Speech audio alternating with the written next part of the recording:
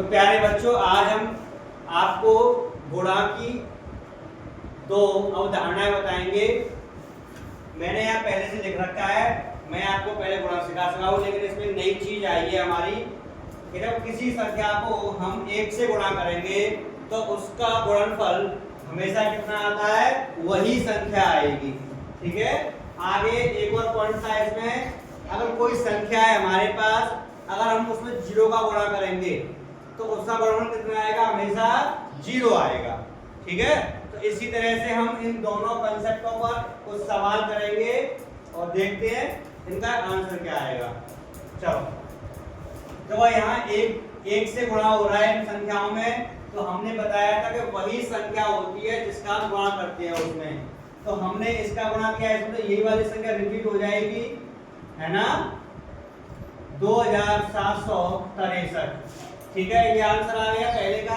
अब एक का इसमें गुणा करेंगे तो 1 छिक्का 6, 1 पंजे 5, 0 का 0 में आएगा 0, और 1 का हो जाएगा 8 में 8। देखो वही संख्या रिपीट हो रही है ना, 1 का गुणा करेंगे तो अब 1 का इसमें गुणा करते तो यहीं पर वही वाली संख्या रिपीट होगी जो लिखी हुई है जिसका हम गुणा कर रहे हैं, है ना। समझ में आ रहा है ना आपके।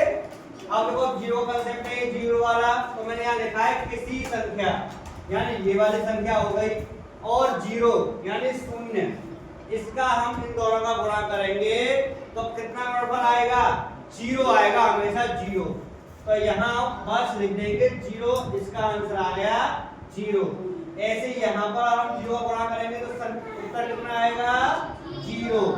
और अगर इसका हम गुणा करेंगे इस संख्या का तो भी आंसर कितना आएगा, 0। अब 1 का गुणा 0 में करेंगे तो यहाँ पर ना 1 आने वाला नहीं है, क्यों, क्योंकि यहाँ पर ये वाला कंसेप्ट चलेगा।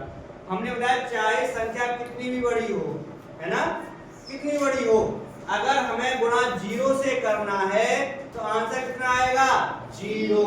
तो 1 का गुणा 0 में करेंगे तो 0। ठीक है, अब देखो, अब 1 के गुणा यहाँ 111 होगा, फिर भी यहाँ 0 से गुणा करवा रहा है, तो इसका आंसर कितना आने वाला है, 0। कितना आंसर आएगा, 0। तो इस तरह से हम 0 का और 1 का हम जब गुणा करेंगे तो 1 वाली संख्या का गुणा करेंगे तो वो संख्या जो का तो रिपीट हो जाती है, और अगर 0 का गुणा करेंगे कितनी भी बड़ी संख्या हो तो आंसर आएगा उसका 0। और उसी कंसेप्ट पे मैंने ये सवाल किए। आशा है आपको बच्चों समझ में आ गया होगा। Thank you. चेक करो।